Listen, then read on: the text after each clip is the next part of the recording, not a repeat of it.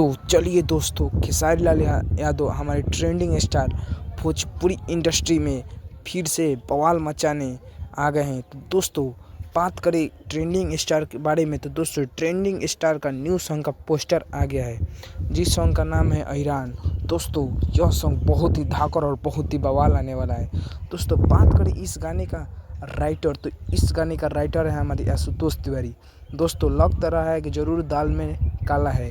दोस्तों आशुतोष तिवारी तो खेसारी लाल यादव को कभी गाना नहीं दे रहे थे, और दोस्तों यह गाना पहले बार खेसारी लाल यादव को लिख कर दे रहे हैं। और दोस्तों बात करें इस गाने में म्यूजिक डायरेक्टर, तो दोस्तों इस गाने के म्यूजिक डायरेक्टर का नाम नहीं है।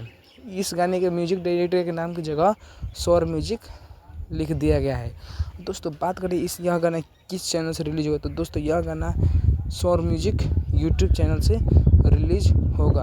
तो दोस्तों वीडियो कैसा लगा कमेंट में बताएं, और ज़्यादा से ज़्यादा अपने दोस्तों भी शेयर करें।